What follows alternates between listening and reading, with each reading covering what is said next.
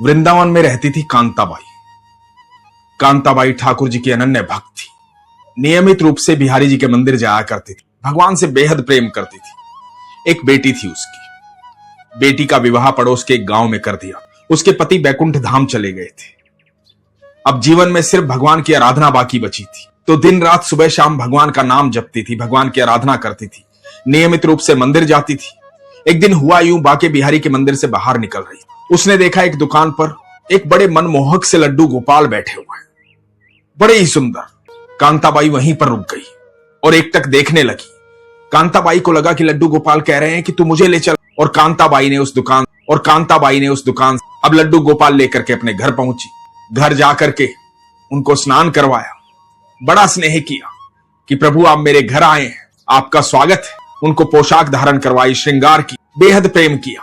उसके बाद अब नियम बन गया था लड्डू गोपाल की सेवा का। नित्य सुबह उठती, भगवान को स्नान करवाती, पोशाक धारण करवाती, श्रृंगार करती, पूजा पाठ करती, भगवान से बातें करती। अब बिहारी जी के मंदिर भी जाती थी और लड्डू गोपाल की सेवा भी करती। लड्डू गोपाल की सेवा करते करते उनसे बातें करती रहती थी। बेहद प्रेम हो गया था लड्डू गोपाल से।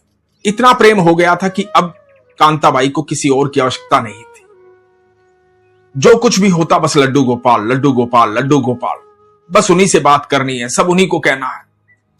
सारा दिन काम करती रहती, उनसे बतियाती रहती थी। बेहद प्रेम हो गया था। एक दिन हुआ यूं कि कांताबाई को बड़ी जोर से हिचकी आनी शुरू हो गई। अब लगातार हिचकी आ रही थी, हिचकी बढ़ती जा रही थी। बड़ी परेशान हो गई। उठ करके लड्डू गोपाल के पास गई। जाकर के बोला कि ठाकुर जी, बहुत देर से हिचकी आ रही है, बड़ी परेशान हो गई हूं, पानी भी पी लिया लेकिन हिचकी ठीक नहीं हो रही, अब सोती नहीं हूं, चलो बैठ करके हम दोनों कीर्तन करते हैं, राधा नाम जाप करते हैं। और अपने लड्डू गोपाल के साथ कीर्तन करने लगी, नाम जाप करने लगी, राधा राधा राधा राधा राधा राधा राधा राधा। लड्डू गोपाल के साथ ही बैठ करके आराधना करती थी, उनके साथ ही बैठ करके कीर्तन करती थी, उन्हीं के साथ बैठकर सारी बातें करती थी। नाम जाप करते करते भी हिचकी लगातार आ रही थी, हिचकी रुक नहीं रही थी। अचानक से देखा कि दरवाजे पर दस्तक हुई। उठकर गई तो देखा कांताबाई की बेटी आई हुई है। कांताबाई एकदम हैरान हो गई, डर गई, घबरा गई। अचानक से बेटी कैसे आ गई? अब उन दिनों फोन तो होते नहीं थे कि फोन करके आए, मां को बताए कि मां मैं आ रही। अचानक से आ गई थी। जब बेटिया अचानक से अपने घर आ जाती है तो मां बाप को चिंता हो जाती है। कांताबाई को भी चिंता हो गई। कांताबाई ने कहा कि सब ठीक है, कोई परेशानी तो नहीं है, क्या बात हुई, अचानक क्यों आ गई? तो कांताबाई की बेटी ने कहा कि मां तेरी बहुत याद आ रही थी, सुबह से बहुत याद आ रही थी, मन कर रहा था तुझसे मिलने का, इसलिए आ गई। और कांताबाई ने यह ध्यान किया कि अब उसकी हिचकी नहीं आ रही थी, हिचकी रुक गई थी। तो कांताबाई ने बताया कि मुझे सुबह से इतनी हिचकी आ रही थी, बड़ी परेशान हो गई थी, पानी भी पिया था लेकिन हिचकी रुकी नहीं थी। अब हार करके अपने लड्डू गोपाल के साथ ठाकुर जी के साथ कीर्तन करने लगी थी, इतने में तू आ गई। तो कांताबाई की बेटी ने कहा कि मां हिचकी क्यों नहीं आएगी, मैं तुम्हें इतना याद जो कर रही थी, सुबह से मुझे बहुत याद आ रही थी। मैंने अपने पति को बताया, उनको बताया कि मुझे मां की बहुत याद आ रही है। तो उन्होंने कहा कि जाओ मां से मिलकर आओ। बस मैंने सामान पैक किया और आ गई तुमसे मिलने के लिए। अब देखो मेरे आते ही तुम्हारी हिचकी भी रुक गई, क्योंकि मैं तुम्हें इतना याद कर रही थी, इसलिए तुम्हें इतनी हिचकी आ रही थी। कांताबाई बहुत सरल थी, एकदम साधारण थी, सरल स्वभाव की महिला। कांताबाई के मन में यह बात बैठ गई कि मेरी बेटी मुझे याद कर रही थी, इसलिए मुझे इतनी हिचकी आ रही थी और मैं इतनी परेशान हो रही थी। मैं तो हर समय अपने ठाकुर जी को याद करती रहती हूं, मेरे कन्हैया को याद करती रहती हूं। मेरे ठाकुर जी कितना परेशान होते होंगे, उनको कितनी हिचकी आती होगी। ये बात बार बार कांताबाई के दिमाग में घूम रही थी। बेटी के साथ बैठी, बतियाई, बेटी को दुलार किया, लेकिन पूरा ध्यान इसी बात में कि मैं ठाकुर जी को याद करती हूं, कितनी हिचकी उनको आती होगी। रात्रि को सोते समय निर्णय ले लिया कि आज के बाद मेरे ठाकुर जी को याद नहीं करूंगी। मैं कितना ठाकुर जी को याद करती हूं, उनको तो बहुत हिचकी आती होगी, बहुत परेशान हो जाते होंगे। बड़ी दुखी भी हो गई थी ये निर्णय लेकर के, परेशान भी हो गई थी कि अब कैसे होगा, बिना ठाकुर जी को याद किए कैसे रहूंगी मैं। लेकिन याद नहीं करूंगी क्योंकि मेरे ठाकुर जी परेशान हो जाएंगे। सुबह हुई, जब सुबह हुई, बेटे के जाने का समय हुआ, बेटी मां से मिलकर के वापस अपने घर जा रही थी, तो बेटी को कहा कि बिटिया सुन, ये लड्डू गोपाल अपने साथ ले जा, ये तेरे भाई हैं, इनकी सेवा करना, इनको प्रेम करना, अपने साथ ले जा। और दिल कठोर करके, लेकिन मन में ठान लिया था चाहे कुछ भी हो जाए करूंगी।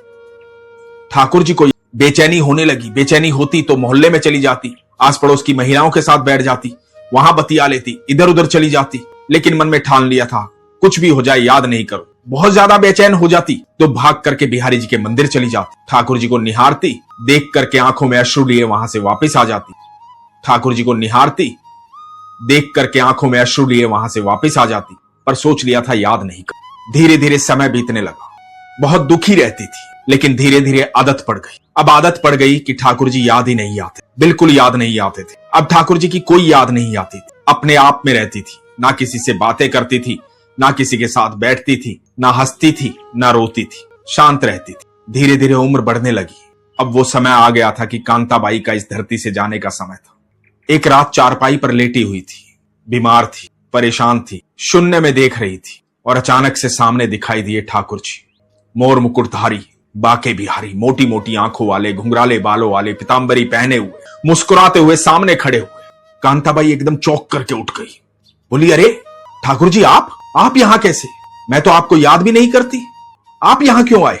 मुझे अब आपकी याद नहीं आती, आप किस लिए आए हो? मैंने आपको याद करना छोड़ दिया है, आप बैकुंठ से यहां क्यों चले आए? आपको इतने बड़े बड़े संत महात्मा याद करते हैं, लोग पूजा पाठ करते हैं, मंदिरों में जाते हैं, मैं तो आपको याद नहीं करती, आप यहां क्यों आ गए?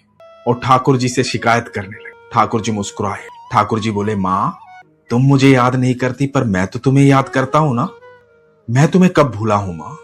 बाकी जितने भी लोग मेरे पास आते हैं वो सब अपनी इच्छाएं लेकर आते हैं। बड़े बड़े संत महात्मा, साधु, बड़े बड़े भक्त, पुजारी, सबके मन में कोई ना कोई इच्छा होती है। कोई सुख चाहता है, कोई शांति चाहता है, कोई मोक्ष चाहता है, कोई मेरे दर्शन करना चाहता है, कोई मुझसे मिलना चाहता है, सबकी इच्छाएं हैं। मैया तेरी इच्छा क्या है? तू तो मुझे याद करना भी भूल गई, तेरी कोई इच्छा नहीं है, तू मुझे सुख देना चाहती है, तू ये सोचती है कि तू मुझे याद करेगी तो मुझे हिचकी आएगी, मैं परेशान हो जाऊंगा। मेरे मंदिर में रोज लोगों की भीड़ लगी रहती है, दूर दूर से लोग आते हैं दर्शन करने, अपने मन की इच्छाएं लेकर के, सब अपनी अपनी इच्छा कहते हैं। कोई आकर के ये नहीं कहता कि कैसे हो प्रभु आप ठीक तो हो ना? तू भले ही मुझे भूल जा, पर मैं हर पल तुझे याद करता हूं मैया। तेरे जैसा सरल स्वभाव वाला मुझे कहां कोई मिलेगा, तुझ जैसा प्यार करने वाला मुझे कहां कोई मिलेगा। अब मैं तुझे लेने आया हूं, तुझे मुझे याद करने की आवश्यकता नहीं है, अब तुझे मेरे साथ ही रहना है, मेरे बैकुंठ धाम में, मेरे गोलोक में। चल मैया, हमेशा हमेशा के लिए मेरे साथ चल। बताया जाता है कि कांताबाई भगवान की ऐसी भक्त थी जो ठाकुर जी में विलीन हो गई। ठाकुर जी की बड़ी सरल भक्त थी। दोस्तों,